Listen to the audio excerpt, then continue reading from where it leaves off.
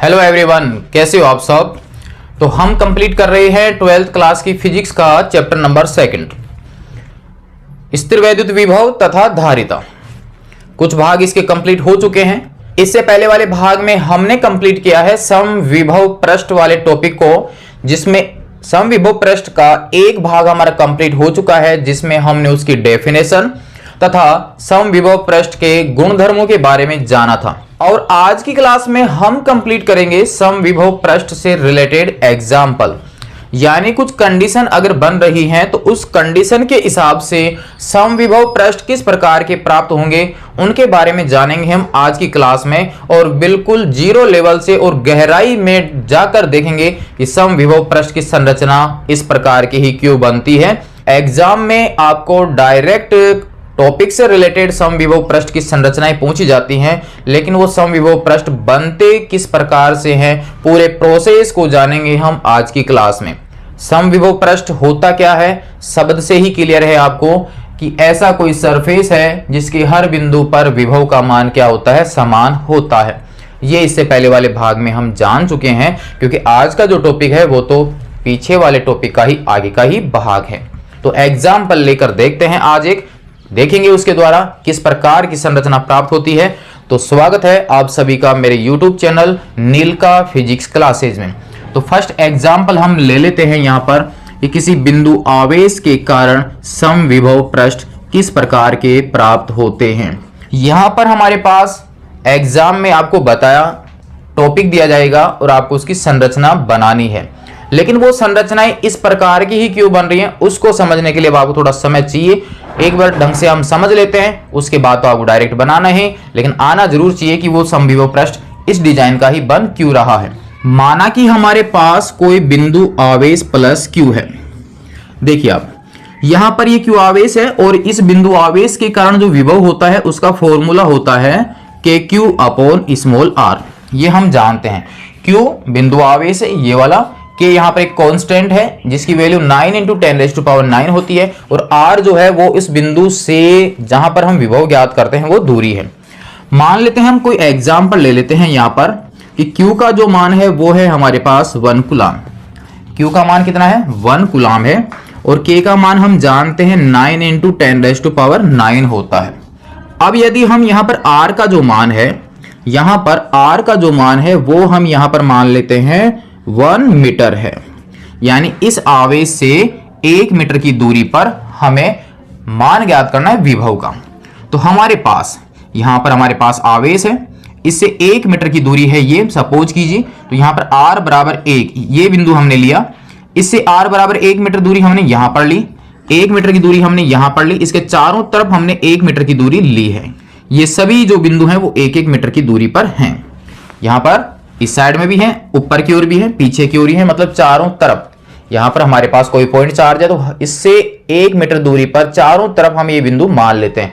तो इन सभी बिंदुओं के ऊपर विभव कितना होगा उसके अनुसार देखिए। यहां पर फॉर्मूला आपके पास में है, तो v बराबर देखिए k का मान तो हमारे पास में 9 × 10⁹ है, ये हमें पता ही है। नेक्स्ट हमारे पास q का मान कितना मान लिया हमने, 1 मान लिया है, और r का मान भी कितना है, 1 है। तो आपके पास वैल्यू आ जाएगी 9 × 10⁹ वोल्ट। मैं इसको कैलकुलेशन के लिए मान लेता हूं 9 वोल्ट हमारे पास में ये है। तो आप ये बताइए इस आवेश से इस बिंदु पर अगर मैं बिंदु P लेता हूं तो इस बिंदु पर वोल्टेज कितनी होगी, 9 वोल्ट होगी। यहां से यहां तक की जो दूरी है वो भी कितनी है, 1 मीटर ही है, तो यहां पर भी वोल्टेज कितनी होगी, 9। इन सभी बिंदुओं पर, क्योंकि ये इन सभी बिंदुओं की जो दूरियां हैं वो 1 मीटर ही है, यहां पर जो आवेश है उसका मान फिक्स है, यहां पर जो k है उसका मान भी फिक्स है। तो यहां पर k q r इन बिंदुओं पर लेते हैं तो इन सभी बिंदुओं के लिए k q r का मान समान है, तो इन सभी बिंदुओं पर विभव का मान कितना होगा, 9 वोल्ट ही तो होगा, 9 वोल्ट होगा। और ये 9 वोल्ट वाले जितने भी बिंदु हैं वो हमारे पास इस आवेश से चारों तरफ है, आवेश से चारों तरफ है। और इन सभी बिंदुओं को अगर हम मिला देते हैं, जो 1-1 मीटर की दूरी पर जो बिंदु थे उन सभी बिंदुओं पर विभव के मान आपके समान प्राप्त हो चुके हैं। उन सभी बिंदुओं को अगर हम मिला देते हैं तो ये हमारे पास इस आवेश के चारों तरफ क्या मिल जाएगा, एक गोला प्राप्त हो जाएगा। सभी को मिला देंगे तो हमारे पास में यहां पर एक गोला प्राप्त हो जाएगा, और उस गोले की जो त्रिज्या होगी वो कितनी होगी, r बराबर 1 मीटर होगी। तो अब आप ये देखिए कि यहाँ पर एक पूरा का पूरा सरफेस बन चुका है, यानी इस पॉइंट के चारों तरफ इस प्रकार से कवर बन चुका है, एक गोले का कवर बन चुका है और उस गोले के हर बिंदु पर विभव का मान क्या है, समान है। तो अब आप ये बताइए, इस बिंदु आवेश के चारों तरफ एक गोला बना, हर बिंदु पर विभव समान है, तो वह क्या कहलाएगा, समविभव पृष्ठ कहलाएगा। ये हो गया हमारे पास समविभव पृष्ठ। तो किसी बिंदु आवेश के कारण जो समविभव पृष्ठ बनेगा वो एक गोला बनता है। तो क्या एक ही गोला बनेगा या और भी गोले बन सकते हैं? तो अब अगर हम यहाँ पर इसकी डिस्टेंस को चेंज कर देते हैं, अगर हम इसकी डिस्टेंस को चेंज करते हैं तो देखिए r बराबर, अब की बार हमने 2 मीटर ले लिया है, r बराबर कितना लिया, 2 मीटर। और इस बिंदु से अब आपके पास हर बिंदु 2-2 मीटर के ऊपर ही है। अब की बार दूरी हमने 2 मीटर कर दी, 2 मीटर यहाँ पर कर दी है। तो v का जो मान है वो देखिए, अब की बार यहाँ पर आ जाएगा 2 पावर 9 आ गया, यहाँ पर 1 और यहाँ पर 2, तो हमारे पास में आ जाएगा 4.5 इंटू 10⁻⁹ वोल्ट। ठीक है, यहाँ कैलकुलेशन के लिए 9 पावर जो है उसको मैं हटा देता हूं। तो हमारे पास 2 मीटर की जब दूरी लेंगे तो इसका मतलब इससे डबल दूरी पर हम पहुंच जाते हैं, तो वहां पर विभव का मान क्या होगा, 4.5 वोल्टेज होगा। यही दूरी 2 मीटर यहां लेते हैं तो यहां पर भी 4.5, यानी इस आवेश से 2 मीटर की दूरी पर जितने भी बिंदु होंगे उन सभी बिंदुओं पर विभव का जो मान होगा वो 4.5 वोल्ट ही होगा। तो फिर उन सभी बिंदुओं को मिला देंगे तो इसका मतलब हमारे पास में यहाँ पर एक और गोला प्राप्त हो जाएगा जो कि हमारे पास में कितने वोल्टेज का होगा, 4.5 का होगा। 4.5 तो हमने एक तरह से उदाहरण ले रखा है कि भी 4.5 होगा, तो हमारे पास यहाँ पर एक गोला और बन के तैयार हो गया।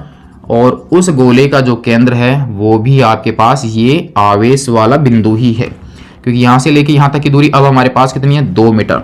और इसके हर बिंदु पर विभव का मान कितना है, 4.5 है। कहीं से भी दूरी नाप लीजिए, ये सभी दूरियां जो है वो आपके 2-2 मीटर की ही है, ये हमने मान रखा है। तो यहाँ पर इसके हर बिंदु पर 4.5। अब अगर हम दूरी और बढ़ा देते हैं तो इसका मतलब हमारे पास वोल्टेज और भी कम आ जाएगी। अगर अब की बार 3 मीटर लेते हैं तो आप देखिए यहाँ पर 3 करते हैं तो 3 का भाग 9 में देंगे तो हमारे पास 3 आ जाएगा। कितनी वोल्टेज आ जाएगी, 3 वोल्टेज। इसका मतलब हमारे पास यहाँ पर एक गोला और मिलेगा जो कि आपके पास 3 मीटर की दूरी पर होगा, तो वो गोला आपके पास बन जाएगा और उसके हर बिंदु पर विभव का जो मान होगा वो कितना वोल्टेज होगा, 3 वोल्ट होगा। नेक्स्ट हम यहाँ पर ये भी समझ सकते हैं कि जब हमारे पास कोई पॉजिटिव चार्ज होता है तो पॉजिटिव चार्ज के कारण जो इलेक्ट्रिक फील्ड होता है उसकी डायरेक्शन होती है हमेशा आवेश से बाहर की ओर निकलती हुई। अब चारों तरफ से रेखाएं गुजरेंगी, इसलिए उसको हम त्रिज्यीय विद्युत क्षेत्र बोल सकते हैं। तो यहाँ पर इस आवेश की वजह से जो विद्युत क्षेत्र यहाँ पर बन रहा है उसकी डायरेक्शन जो होती है वो इस आवेश से बाहर की ओर होती है। यहां पर हमारे पास ये भी क्लियर हो चुका है कि यहां पर एक गोला और प्राप्त होगा, यहां पर एक गोला, यहां पर एक, यानी किसी बिंदु आवेश के कारण समविभव पृष्ठ जो होंगे वो संकेंद्रीय गोले प्राप्त होते हैं, क्योंकि इन सभी गोलों का केंद्र यहां पर एक ही बिंदु है और उस केंद्र पर वह आवेश होता है जिसके कारण समविभव पृष्ठ ज्ञात किए जा रहे हैं। तो ये तो हमें कन्फर्म हो गया कि बिंदु आवेश के कारण समविभव पृष्ठ जो होते हैं वो हमेशा संकेंद्रीय गोले प्राप्त होते हैं और उनके केंद्र पर बिंदु आवेश स्थित होता है। आप यहां पर ये देखिए कि ये जो विद्युत क्षेत्र था वो विद्युत क्षेत्र हमेशा इस आवेश से बाहर की ओर होता है और विद्युत क्षेत्र की डायरेक्शन उस समविभव पृष्ठ की हमेशा क्या होती है, लंबवत। तो आप यहां पर देखिए इस पृष्ठ से हमेशा कितना डिग्री का कोण होगा, 90 डिग्री का कोण बनता है। थोड़ा थोड़ा आप यहां पर ये और सोचिए, कि अगर हम विद्युत क्षेत्र की दिशा में आगे बढ़ते जाते हैं, यानी समविभव पृष्ठ अगर हम विद्युत क्षेत्र की दिशा में ज्ञात करते हैं, तो देखिए एक समविभव पृष्ठ यहां पर है, अब विद्युत क्षेत्र की दिशा में बढ़ रहे हैं, तो जैसे जैसे विद्युत क्षेत्र की डायरेक्शन में बढ़ रहे हैं समविभव पृष्ठ के ऊपर जो विभव का मान है वो डाउन होता जा रहा है, यानी विद्युत क्षेत्र की डायरेक्शन में विभव के मान में हमेशा क्या होती है, कमी होती है। देखिए यहां पर 9 था, 4.5 था, यहां पर 3 था, एक तरह से एग्जांपल ले रखा है नॉर्मल हमने उसके हिसाब से। अगर हम इस साइड में आते हैं यानी दूरी और कम करते हैं तो हमारे पास एक संकेंद्रीय गोला यहां पर बनेगा। अगर दूरी कम करते हैं तो एक गोला हमारे पास यहां पर बनेगा और दूरी कम करते हैं तो हमारे पास यहां पर एक गोला और बन जाएगा। तो अब आप यहां पर देखिए जैसे जैसे हम आवेश की ओर आ रहे हैं तो वहां पर इनके विभव के मान भी बढ़ते जाएंगे। अगर आपने यह दूरी कम की है तो जैसे ही दूरी कम होगी तो विभव के मान में क्या होगी, वृद्धि होगी, वो भी चरघातांकी रूप से। तो यहां से ये तो स्पष्ट है कि जहां पर विद्युत क्षेत्र प्रबल होता है और आवेश के नजदीक विद्युत क्षेत्र प्रबल होता है तो वहां पर समविभव पृष्ठ जो है वो नजदीक बनते हैं, और जहां पर विद्युत क्षेत्र की प्रबलता डाउन होती है यानी विद्युत क्षेत्र डाउन होता जाता है वहां पर समविभव पृष्ठ एक दूसरे से दूर दूर बनते हैं। ये भी रिजल्ट हमारे को यहां से मिल जाता है। ये सारांश ध्यान में रखिए, आगे चल के काफी काम आने वाला है। क्या रिजल्ट हुआ कि किसी बिंदु आवेश के कारण समविभव पृष्ठ जो है वो संकेंद्रीय गोले प्राप्त होंगे और उनके केंद्र बिंदु पर वह बिंदु आवेश स्थित होता है। सारांश क्या निकला कि जहां पर विद्युत क्षेत्र प्रबल होता है वहां पर विभव का मान ज्यादा होगा, और जहां पर विभव का मान ज्यादा होता है तो वहां के समविभव पृष्ठ एक दूसरे के नजदीक बनते हैं, जो यहां से स्पष्ट भी है। और जहां पर विद्युत क्षेत्र कम है तो वहां पर विभव का मान भी कम होगा, और वहां अगर विभव का मान कम है तो जहां विभव का मान कम है समविभव पृष्ठ एक दूसरे से दूर दूर बनते हैं। तो हमारे पास में यह है कि अगर हमारे पास इस प्रकार से समविभव पृष्ठ बन रहे हैं तो इसका मतलब यहां पर विभव ज्यादा है और यहां पर विभव क्या है, कम है। तो सही तरीके से बना लेते हैं इसके फाइनल डायग्राम को कि किसी बिंदु आवेश के कारण समविभव पृष्ठ किस प्रकार के बनते हैं। देख लेते हैं इसका सही रूप। तो फाइनल हमारे पास डायग्राम इस प्रकार का बन जाएगा कि किसी बिंदु आवेश के कारण समविभव पृष्ठ जो होते हैं वो संकेंद्रीय गोले प्राप्त होते हैं तथा उनके केंद्र के ऊपर बिंदु आवेश स्थित होता है।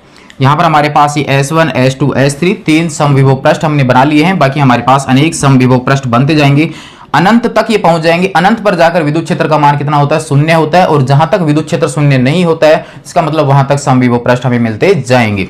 यहां पर हमारे पास जो आवेश के नजदीक वाला समविभव पृष्ठ है वहां का विभव ज्यादा होगा, उससे डाउन होता जाएगा, क्योंकि विद्युत क्षेत्र की डायरेक्शन में अगर हम बढ़ते हैं तो वहां पर विभव के मान में क्या होती है, कमी होती है। क्योंकि रियल में विभव था क्या, किसी एकांक धन आवेश को अनंत से जब हम लेकर आते हैं तो उस विद्युत क्षेत्र के विरुद्ध क्या करना पड़ता है, कार्य। तो आवेश के नजदीक विद्युत क्षेत्र ज्यादा है तो इसका मतलब ये हुआ वहां पर ज्यादा कार्य करना पड़ेगा बाह्य बल के द्वारा, और जैसे जैसे हम दूर जाते हैं तो वहां पर विद्युत क्षेत्र आपका कम हो जाता है। विद्युत क्षेत्र कम होगा तो इसका मतलब है कि वहां पर हमें कम कार्य करना पड़ेगा आवेश को लाने में, तो वहां पर आपकी विभव भी क्या हो जाएगा, कम हो जाएगा। दूसरा हमने ये भी सारांश देखा था कि अगर समविभव पृष्ठ आपके नजदीक बन रहे हैं तो इसका मतलब ये है कि उनके विभव के मान में क्या हुई है, वृद्धि हुई है। या फिर हम ये कह सकते हैं कि अगर विभव का मान ज्यादा है तो वहां के समविभव पृष्ठ एक दूसरे के नजदीक बनेंगे, और अगर विभव के मान कम है उन पृष्ठों के तो वो एक दूसरे से दूर हटते जाएंगे। तो नोट कर लीजिए आप इसको, बिंदु आवेश के कारण समविभव पृष्ठ। नेक्स्ट में हम यहां पर देखेंगे दूसरा जो इसका एग्जांपल है वो है ये कि समरूप विद्युत क्षेत्र के कारण समविभव पृष्ठ किस प्रकार के बनेंगे। क्योंकि ये जो विद्युत क्षेत्र हमारे पास यहां पर मौजूद है वो यहां पर किस प्रकार का विद्युत क्षेत्र है, असमरूप विद्युत क्षेत्र है।